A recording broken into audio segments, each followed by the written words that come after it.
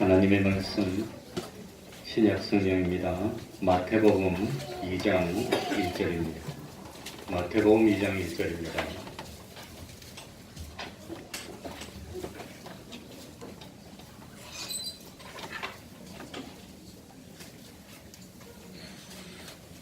제가 읽겠습니다.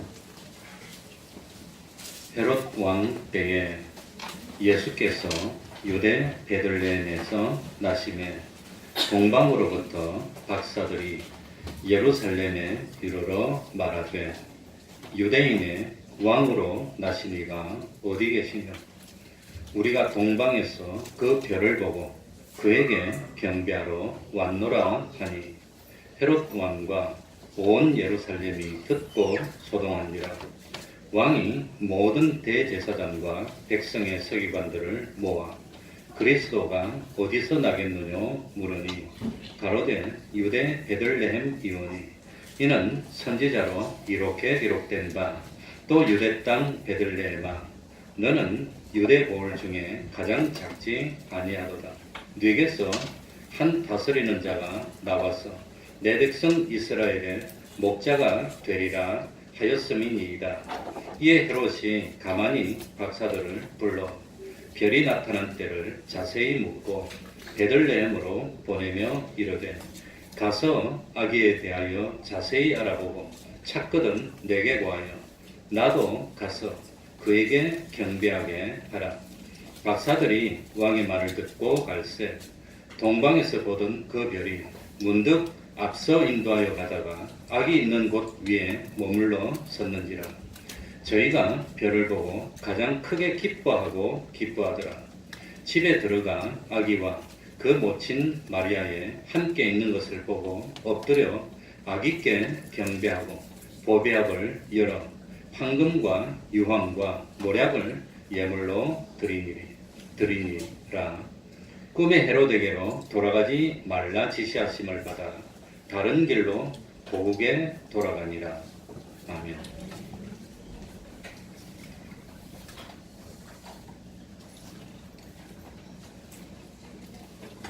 어떤 사람이 길을 가다가 잘못해서 아주 깊은 그 구렁텅이 함정에 빠졌습니다. 도무지 자기 혼자 힘으로는 그 구덩이에서 나오기가 불가능했습니다.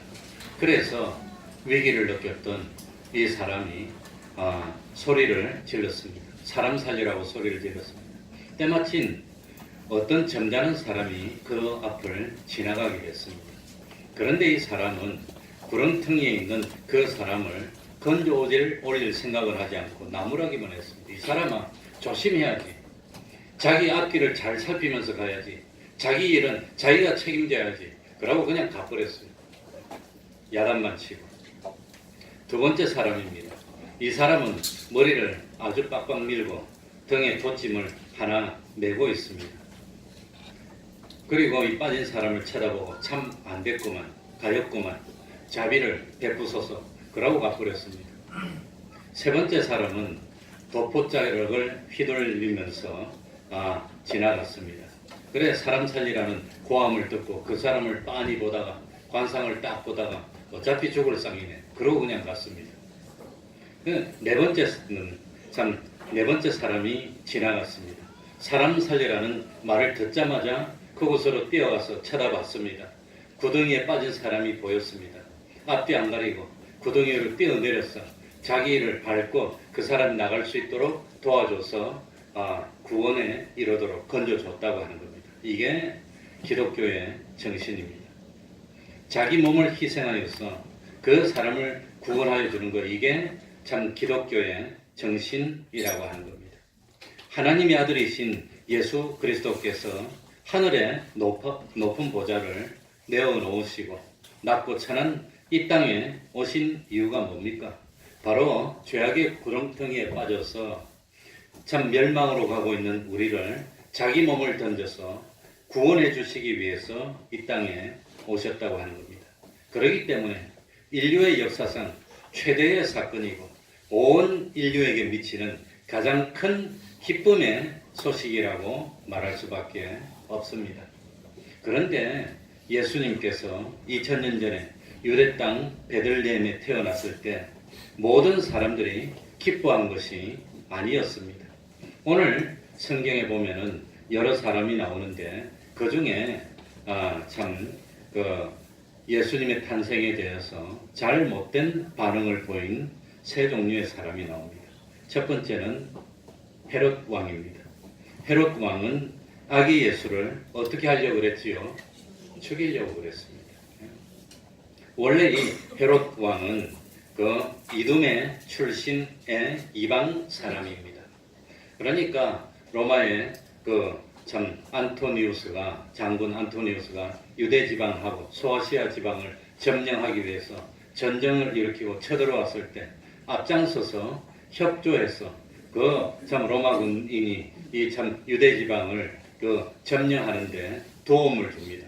그래서 공로를 세워가지고 유대 지방의 분봉 왕으로 임명을 받게 됐습니다. 그런데 이 유대인들이 이방 출신이었던 헤롯을 존경하고 환영할 리가 없었습니다. 그래서 유대인들의 환심을 사기 위해서 유대인들이 그렇게 좋아하는 예루살렘 성전을 웅장하게 짓기 시작합니다.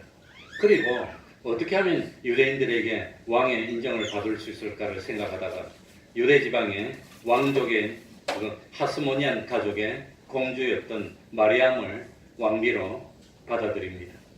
그래서 헤롯 자신은 유대인들로부터 인정을 받지 못했지만 하스모니안 피가 흐르고 있는 마리암을 통해서 난 아들 둘은 유대인의 왕손으로 인정을 받고 존경을 받았습니다.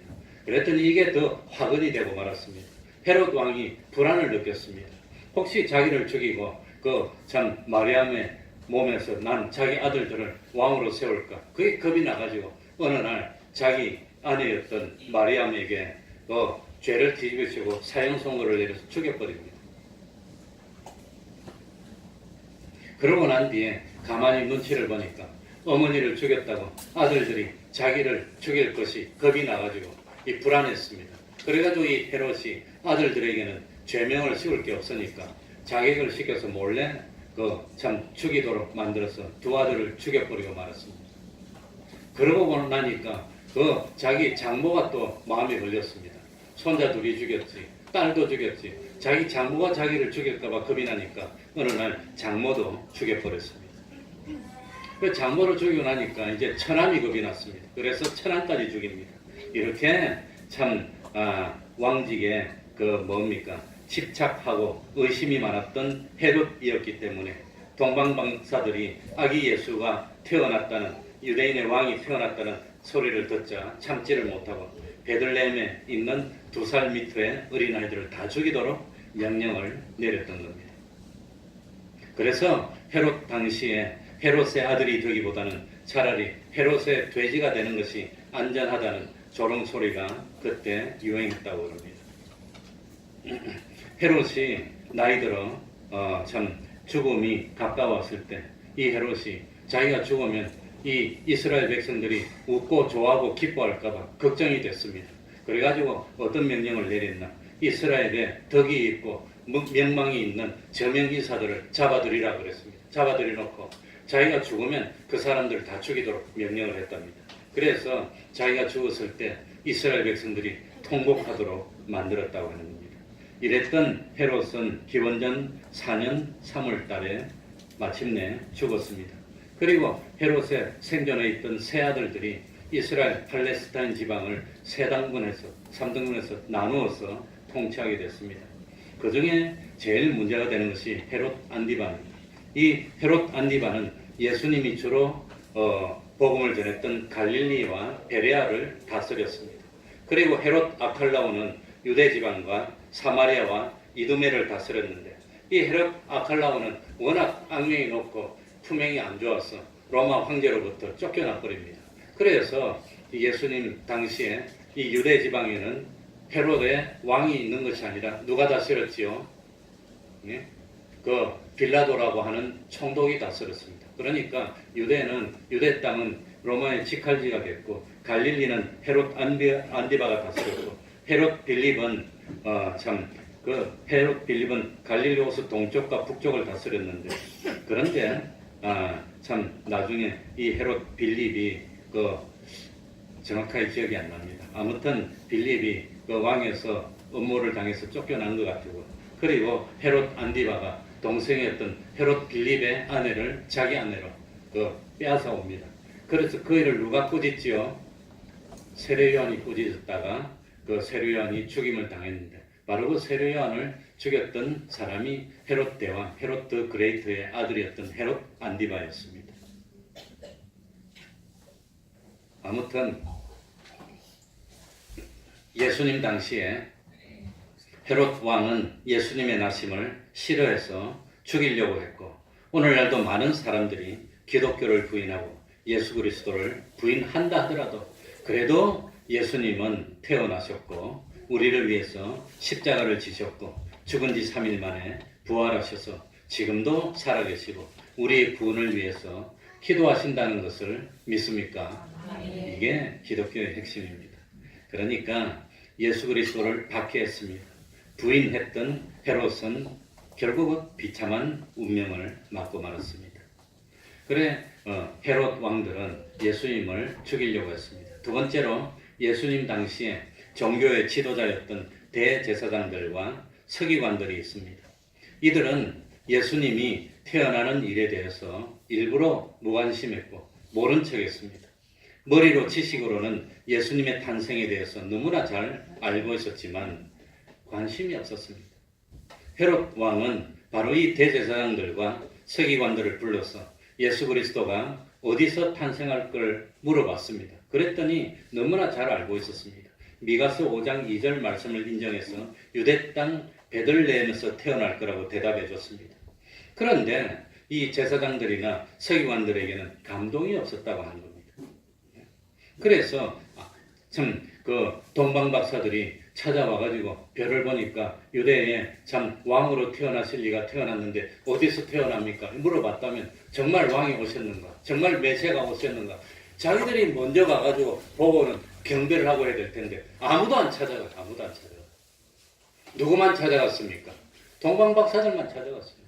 목자들만 천사들이 계시를 받고 찾아갔고 이 알고 있었던 이 대제사장이나 서기관들이나 이 참 율법사나 랍비들은 아무도 찾아가지 않았다고 하는 겁니다. 그랬던 대제사장들과 서기관들은 자기들의 이 땅의 유익을 지키기 위해서 예수님을 뭐하고 말았지요? 죽이는데 앞장서고 말았다고 하는 겁니다. 그러니 메시아가 오는 것이 더 싫었을 겁니다. 자기들이 자리 잡고 지도자가 돼서 이 땅에서 참 부귀영화를 누리고 이대로 있고 싶은 그런 생각이 들었을 겁니다.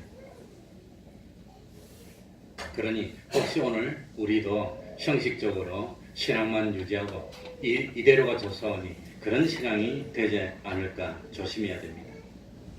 그리고 세 번째로 예루살렘들의 사람들의 반응입니다. 3절에 보면 뭐라고 되어 있죠? 온 예루살렘 건물입니까? 예루살렘 사람입니까? 예루살렘 사람들입니다. 듣고 뭐한지라? 사람들은 예수님이 아기왕이 태어났다는 소리를 듣고 뭐했다 말이죠? 소동했다고 하는 겁니다. 소동했습니다. 이 예수님의 탄생의 깊은 의미를 알지도 못하고 그저 시끄럽게 떠들면서 소동했다고 하는 겁니다. 야, 이제 로마로부터 우리들이 벗어나서 좀 잘 살게 되는 건가? 그렇게 소동한 사람도 있을 것이고, 야, 왕이 태어났다는데 로마 사람들이 가만둘까? 다시 학살이 일어나고 참 분쟁이 일어나고 어지러운 그런 지경이 되지 않을까? 그래서 소동이 일어났다고 하는 겁니다. 오늘날도 성탄의 의미를 제대로 알지도 못하면서 괜히 성탄절이 됐다 그러니까 떠들고 뭐 하지요? 밤새고 뭐합니까? 마셔라 부어라 그러면 되겠습니까? 그게? 그러면서 평상시보다 더 죄를 짓고 그런다면 우리 주님이 참 얼마나 참 가슴이 아프겠습니까? 그러니까 우리는 헤롯과 같이 예수 그리스도의 나심을 거부하고 싫어하면 안 됩니다. 대제사장들이나 서기관들처럼 의도적으로 외면하고 참 아무런 감동도 없이 그저 무덤덤하고 아니기를 바라는 그런 신앙이 돼서도 안 됩니다. 예루살렘에 살던 많은 하나님의 백성들처럼 성탄의 의미도 바로 알지 못하면서 괜히 떠들고 소동을 일으키는 그것도 바람직하지 못하다고 하는 겁니다. 예, 성가대 가운이 바뀌어서 좀 산뜻하지요. 예, 어떤 교회에서 성가대 가운을 맞췄는데 일이 잘못돼서 2벌을 치고 왔답니다. 2개씩. 그래가지고 한 벌이 남았는데 가져갈 교회가 없냐 그래서 저요 그랬더니 당장 보내줘서 우리 교회 그냥 왔습니다. 성가대 가운. 맞지요? 그래 참 그 어느 누구도 자식이 태어나면 우리 자식은 딱 보면 천재 될 것 같아. 나보다 공부도 뛰어나고 정말로 참 뭐 만 명, 참 10만 명 중에 하나 나올 만한 그런 천재 같고, 이야 정말 우리 집안을 이렇게 보배처럼 보이고 안 그럽니까? 예? 안 그럴까요? 그래서 참 뭐 우리 대한민국의 부모처럼 유별난 부모가 있을까요? 애들 태어나가지고 그런 거리도 못하는데 집에 보면 A, B, C, D 하고 하늘천 따지하고 가나다라고 뭐 다 적어놨어. 그냥 책은 보면 한쪽 면에 그냥 세트로 다 꽉 찼어 그냥. 저도 뭐 책 많이 그렇게 읽지를 못하는데 그렇게 다 찼어 그냥. 그렇게 유별난데 예수님은 세상에 뭐하러 오셨지요? 죽으러 오신 겁니다. 십자가 지러 오셨다고 하는 거예요. 자기 아들을 보내는데 죄 없는 참 자기 아들을 죄 있는 사람들이 죄를 지고 대신 죽으라고 보내셨으니 그 얼마나 참 예수님이 이 땅에 오셨는데. 그래 저는 그걸 생각하니까 울컥했습니다. 그래 동방박사들이 경배를 하고 떠나고 난 뒤에 하나님께서 그 참 요셉에게, 예수님의 육신의 아버지였던 요셉에게 헤롯이 아기를 죽이려고 하니까 빨리 애국으로 피난해라 그랬습니다. 그래서 애국을 향해서 피난길에 오르게 됐습니다. 그래 기독교에 내려오는 참 전해지는 이야기가 있습니다. 아기 예수님이 피난길에 있었을 때 애국으로 가는 도중에 날이 저물었습니다. 날은 추웠습니다. 쉴 곳이 마땅치 않았습니다. 두리번 하다 보니까 근처에 동굴이 하나 있었습니다. 그래서 여보 오늘 우리 갈 데도 없고 집도 없으니까 이 동굴에 들어가서 하룻밤을 납시다. 그리고 동굴 깊숙이 들어가서 아마 뭐 나무도 깔아놓고 집도 깔아놓고 잎사귀도 깔아놓고 아마 이제 자기 겉옷을 펴고 아기도 눕히고 자기들도 자려고 그렇게 했습니다. 그런데 그 모습을 누가 봤냐? 동굴 속에 살고 있던 거미가 봤어요. 그래 이 거미가 감동을 해가지고 아기 예수님을 위해서 내가 할 수 있는 것이 뭐가 있을까 생각하다가 거미가 묘수를 내가지고 거미줄을 쳐가지고 예수님을 보호해야 되겠다. 그래가지고 동굴 입구에 거미줄을 빡빡하게 쳐서 날씨가 추우니까 거미줄에 이슬이 맺혀갖고 뭡니까? 막이 생겼어. 그래가지고 예수님하고 그 참 마리아하고 요셉이 안에서 곤히 자고 있는데 그때 헤롯 왕이 그 예수님 아기들을 죽이라고 병사들을 보내가지고 그 병사들이 막 예수님을 찾아갖고 2살 이하 아이를 죽이다가 드디어 동굴 옆에 와가지고 동굴 속에 혹시 숨어있나 누가 있나 딱 가서 보니까 동굴 입구가 뭐로 쳐져 있습니까? 거미줄이 딱 쳐져 있으니까 야 이 동굴은 아무도 안 들어갔어. 그러고 그냥 갔다고 하는 겁니다. 그래서 오늘날 성탄 추리를 하면서 장식하면서 은색 금색 실을 막 두르는데 그게 거미줄로 예수님을 보호하는 것을 그걸 기념해서 은색 금색 실을 둘렀다는 미끄러 말거라.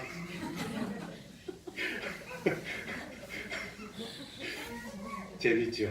근데 아마도 이런 이야기를 그 천주교에서 초대교회 시절부터 꾸며낸 것 같습니다. 12월 25일은 성탄절이 아니고 태양신을 숭배했던 날입니다. 사실은 성탄절이 언제인지는 모르는데 어쨌든지 우리 기독교의 지도자들이 모여서 12월 25일 지도자들이 모여서 만든 게 아니라 그 뭡니까? 로마의 그 기독교를 공인한 그 왕, 갑자기 이름이 생각 안 나는데 깜빡깜빡합니다. 그 왕이 그 인기를 얻기 위해서 당시에 유행하던 태양절을 예수님이 태어난 날로 선포해가지고 오늘날까지 지키게 된 겁니다. 그래서 안식교인들이나 이 사람들이 성탄절은 태양신을 숭배하는 날이라고 우리를 공격하고 있는데 우리는 12월 25일 그날이 예수님이 태어났다고 생각하는 게 아니라 하루를 정해서 2000년 전부터 지켜온 날이기 때문에 전통적으로 지키는 것이지 12월 25일이 예수님의 실제로 탄생한 날은 아니라고 생각합니다. 실제로 그 날은 언제일까? 많은 학자들이 연구를 해보니까 우리로 하면 10월쯤 되지 않을까 생각하지만 그것도 추측이고 정확한 날짜는 모릅니다. 그래서 12월 25일을 미화하기 위해서 초대교회 시절부터 많은 이야기를 꾸며냈는데 이 이야기도 그때부터 전해오는 이야기입니다. 그래서 제가 믿거나 말거나. 그 다음에 오늘 본문에 나타난 동방박사들의 참 모습을 생각해 보겠습니다. 이 동방박사들은 예수님을 만나기 위해서 참 그 어렵고 어려운데 모든 어려움을 극복하고 예수님을 만나겠다는 일념으로 머나먼 길을 뭐 했단 말입니까? 왔다고 하는 겁니다. 왔습니다. 동방박사들이 먼 길을 왔는데 동방이라고 해서 동방이 어딜까? 아마 페르시아나 바벨론 땅이나 아마 그쪽이라고 생각을 하고 있습니다. 먼 길입니다. 뭐 서울에서 부산 거리가 아마 더 되는 그런 거리일 겁니다. 얼마나 먼지는 제가 지도로 아마 정확하게 측량을 안 해봐서 잘 모르겠는데 아마 굉장히 먼 길이고 참 며칠이 아니라 이게 뭐 오랫동안 뭐 한 달씩 아마 뭐 정확하게는 모르지만 여행을 해야 되는 그런 거리일 겁니다. 뭘 보고 찾아왔다 그랬지요? 별을 보고. 별을 보고 왔으니까 낮에 왔습니까? 밤에 왔습니까? 밤에 왔다는 거예요. 밤에. 얼마나 힘들겠습니까? 광야 같은 데도 넘어야 되고 산도 넘어야 되는데 별을 보고 왔으니까 낮에 오면 낮에 온 것이 아니라 밤에 온 겁니다. 그러니까 힘들게 어렵지만 힘들게 찾아왔다고 합니다.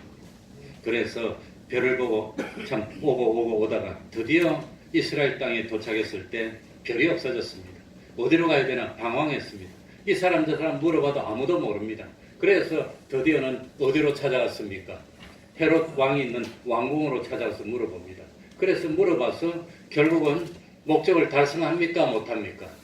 목적을 달성했어요. 그런데 하필이면 헤롯 왕에게 이스라엘의 왕이 될 아기가 났다니까 헤롯 왕이 그냥 정신을 잃어버린 겁니다. 이성을 잃어버렸습니다. 그래가지고 2절에 보면 유대인의 누구로 나신 이가 왕으로 나신 이가 어디 계시냐? 우리가 동방에서 그의 별을 보고 그에게 경배하러 간노라. 아마 옛날부터 천문학이 많이 발달해서 왕의 별이라고 보고 그걸 보고 왔으니 헤롯이 자기가 왕인데 다른 왕이 될 아기가 났다니까 헤롯 왕이 그냥 난리가 난 겁니다.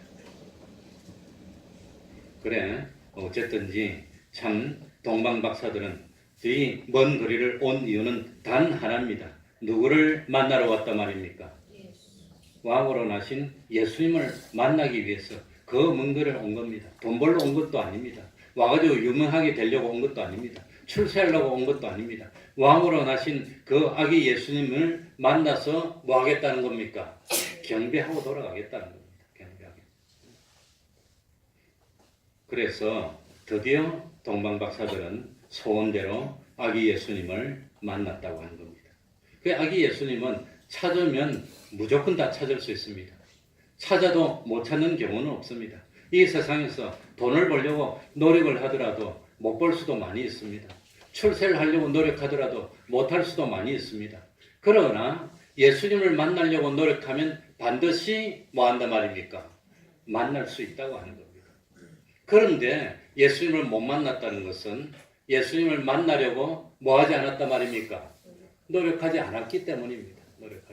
그래서 우리 예수님은 구하라 그러면 구할 것이요 그랬습니다. 찾아라 그러면 찾을 것이요. 예수님을 찾으려고 했는데도 불구하고 실패하는 경우는 없다고 하는 겁니다. 돈을 벌려고 했는데도 실패하는 경우는 있습니다.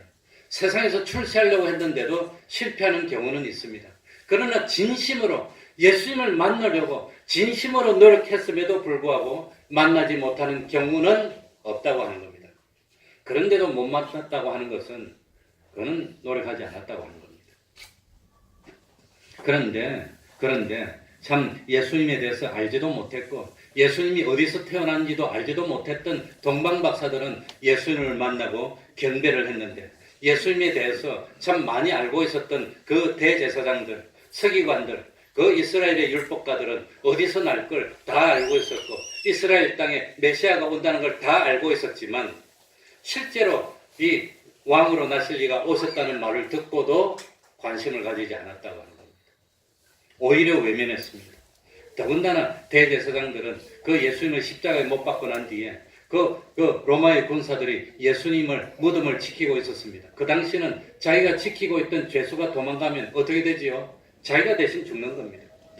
그런데도 불구하고 로마의 그 병정들이 예수님의 시신이 없어졌다고 왔을 때 뭐라고 했습니까? 부활을 믿지 않고 일부러 묵살했다고 하는 겁니다. 양심을 속인 겁니다. 그래, 오늘 우리들의 문제도 바로 이겁니다. 대제사장과 서기관의 문제와 똑같습니다. 머리로는 알고 있지만 손발로는 실제로는 참 섬기지 않으려고 하는 그게 문제라고 하는 겁니다.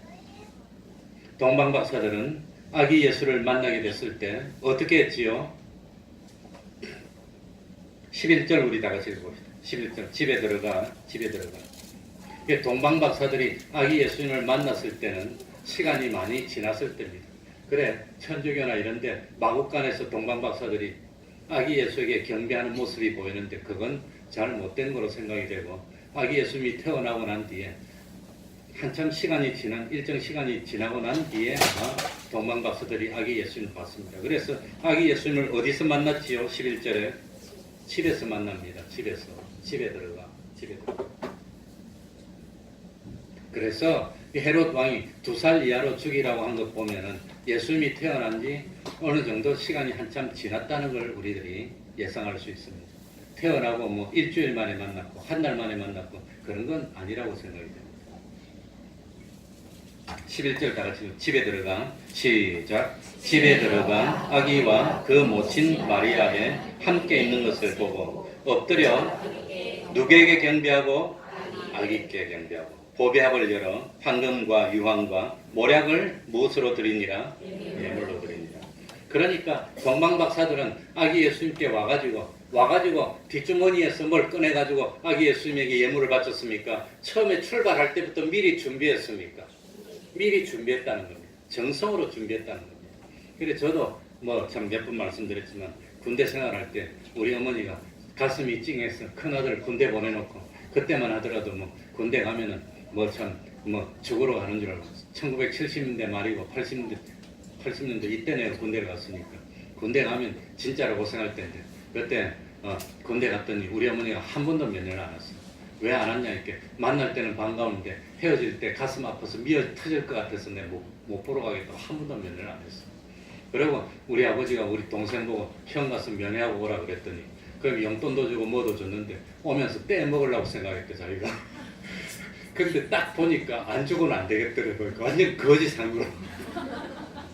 그래서 자기가 먹으려고 했더니 그 당시만 해도 치즈 같은 게 슬라이스 치즈가 귀했단데 그때 치즈도 주고 용돈도 다 주고 갔어. 왜 다 준? 이게 뭐냐 이렇게 사실 빼먹으려 했는데 형 꼴 보니까 안 주면 안 되겠더라고요. 뭐 하려고 이렇게. 그래. 그 군대 있을 때 그러니까 어머니가 마음이 아프니까 휴가 한번 왔는데 그 군대 돌아갈 때 그 대병이 꿀을 한 병 담아줬어요. 가가지고 그 우리 뭐 누구 갖다 바치라고 줬어. 그런 거 주면 안 되는데. 그럼 엄마가 주는데 지금은 대병이 없는데 옛날엔 대병이 있었어. 대병이 꿀 남은 거 그걸 부산에서부터 가져온 거예요. 전방까지. 그래가지고 선임하상 그때 선임상사. 그러니까 선임하상가 아니 선임 아무튼 그런 거 있어요. 내가 하사로 했는데 그 집에 찾아가서 꿀 대병을 줬어 내가. 그랬더니 그 소대장 말고 그 뭡니까 그 아무튼 소대 그 뭐 중사 같은 사람이 한 사람이 그 사람이 감동해가지고 끝까지 날 잘해줬어요. 그 꿀 한 병 그거 얼마 됩니까? 근데 부산에서부터 가져왔다는 거예요. 집에서부터 가져왔냐 그러더라고. 가져왔다 했더니 감동했어. 근데 같이 휴가 왔던 사람들은 내가 꿀 갖다 준다니까 자기들은 부대 앞에서 뭐 음료수 쌕쌕 먹으는 거 사는데 그 사람들은 아무도 안 봐줘. 나만 봐줬어. 뭐에 감동했단 말입니까? 정성에 감동했어. 그걸 들고 왔다는 거예요. 동방박사들이 그 예물을 갖다가 어떻게 했단 말입니까? 정성으로 처음부터 준비해서 들고 왔다는 거예요. 얼마나 큰 정성입니까? 그 먼 데서도 처음부터 챙겨가지고. 그러니까 오늘 우리에게도 참 이런 정성이 있어야 된다고 합니다. 하나님이 원하는 것은 우리의 뭐란 말이지요? 마음입니다. 마음을 원하는 겁니다. 그래서 동방박사는 누구에게 경배했지요? 어머니하고 애기하고 있는데 어머니에게 경배했습니까? 애기에게 경배했습니까? 아기 예수. 그래서 성탄의 주인공은 누구지요? 아기 예수님이죠. 그런데 요즘은 참 어머니를 갖다가 신성시하는 그건 올바르지 못하다고 생각이 됩니다. 그리고 제일 중요한 것은 동방박사들이 아기 예수께 경배하고 나서 어떻게 했습니까? 우리 7절, 8절 읽어봅시다. 7절, 8절. 헤롯 왕의 참 간교한 그런 엄흉한 깨가 나옵니다. 7절, 8절 이에 다 같이 읽겠습니다. 시작. 이에 헤롯이 가만히 박사들을 불러 별이 나타난 때를 자세히 묻고 베들레헴으로 보내며 이르되 가서 아기에 대하여 자세히 알아보고 찾거든 내게 고하여 나도 가서 그에게 말로는 아기 예수님께 경배하게 하라는데 속으로는 뭐 하려고? 죽이려고 했다. 이게 세상 권세라고 하는 겁니다. 이 세상 권세입니다. 그런데 동방박사들은 헤롯 왕에게 가서 말했습니까? 다른 길로 갔습니까? 다른 길로 갔다고 하는 겁니다. 왜 다른 길로 갔지요? 12절 다 같이 읽고 12절입니다. 꿈에 시작. 꿈에 헤롯에게로 돌아가지 말라 지시하심을 받아 다른 길로 고국에 돌아가니라. 동방박사들은 헤롯 왕의 말에 따랐습니까? 하나님의 말에 따랐습니까? 이 세상의 권세자의 말에 충성했습니까? 하나님의 말씀에 순종했습니까? 그런데 오늘날 우리들은 하나님의 말씀에 순종할까요? 세상 권세에게 순종할까요? 왜 우리들이 세상에 살면서 믿는다고 하면서 하나님의 말씀에 순종하지 못하느냐? 헤롯 왕의 권세가 무섭기 때문에. 헤롯 왕은 동방박사들이 자기를 속였다는 걸 알면 어떻게 할까요? 군사를 보내서 죽이려고 했을 겁니다. 그러나 그 위험을 무릅쓰고 동방박사들은 어떻게 했지요? 하나님의 지시하심을 받아서 왕에게로 안 가고 다른 길로, 잘못되면 죽을 걸 알면서도 다른 길로 갔다고 하는 겁니다. 그러니 동방박사들은 이스라엘 백성도 아닌데 그토록 아기 예수님을 경배하고 하나님을 믿는 경외하는 마음을 가졌습니다. 오늘날 우리들도 권세에 충성할 겁니까? 하나님에게 말씀에 충성할 겁니까? 하나님의 말씀에 충성하지 못하는 이유가 뭐지요? 권세가 무서워서. 그 사람들이 내 삶을 불이익을 줄까봐 무서워서. 그런데 동방박사들은 그러지 않았다고 하는 겁니다. 그러니 참 이 동방박사들은 초림하신 예수님을 정말 정성을 가지고 기쁨으로 영접한 것처럼 정말 우리가 하나님을 믿는다면 누구를 기다려야 되겠지요? 누구를 기다려야 되지요? 재림하실 예수님을 간절히 사모하고 기다리고 주님이 오셨을 때 부끄러움이 없이 달려나가서 영접할 수 있는 그런 삶을 사는 우리가 되어야 되겠습니다. 말씀을 생각하면서 통성으로 기도드리겠습니다.